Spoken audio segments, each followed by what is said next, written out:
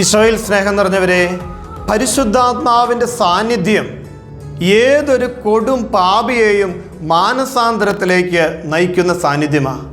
പുതുജീവിതത്തിലേക്ക് തകർന്നുപോയ ജീവിതങ്ങളെ പരിശുദ്ധാത്മാവ് കൈപിടിച്ച് നയിക്കും. നിന്റെ തകർച്ചയുടെ ജീവിതത്തിൻ്റെ പടുകുഴിയുടെ അവസ്ഥകളിൽ നിന്നും പുതുജീവിതത്തിലേക്ക് നഷ്ടപ്പെട്ടു പോയ ദൈവകൃപകളിലേക്ക് പരിശുദ്ധാത്മാവ് നമ്മളെ നയിക്കും. ഇന്ന് നമ്മൾ പഠിക്കുന്ന പരിശുദ്ധാത്മാഭിഷേക വചനം യെശയ്യാ പുസ്തകം 10-ാം അധ്യായം 17-ാം തിരുവചനം.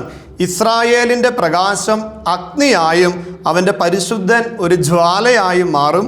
അത് ജ്വലിച്ച് ഒറ്റ ദിവസം കൊണ്ട് അവൻ്റെ മുള്ളുകളും മുൾച്ചെടികളും ദഹിപ്പിച്ചു കളയും. പരിശുദ്ധാത്മാവിൻ്റെ ചൈതന്യം എല്ലാ പാപബന്ധനങ്ങളിൽ നിന്ന്, തഴക്കദോഷങ്ങളിൽ നിന്ന്, ശാപബന്ധനങ്ങൾ നമ്മളെ ഓരോരുത്തരെയും മോചിപ്പിക്കും.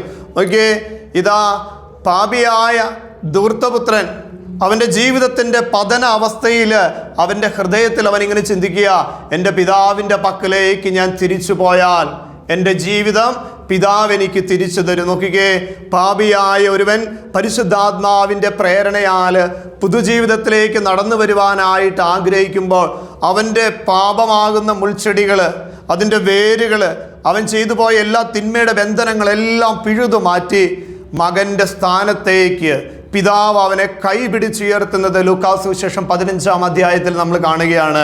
പ്രിയമുള്ള സഹോദര സഹോദരി, നമ്മൾ കടന്നു പോകുന്ന ജീവിതത്തിൽ ചില വീഴ്ചകൾ, ചില പരാജയങ്ങൾ, ചില പാപബന്ധന അവസ്ഥകളിലൂടെ കടന്നു പോകുന്നുണ്ടെങ്കിൽ ഓർക്കുക, ദൈവത്തിൻ്റെ പരിശുദ്ധാത്മാവ് ഇപ്പോൾ നിൻ്റെ മനസ്സിലൊരു പ്രചോദനം നൽകുന്നില്ലേ?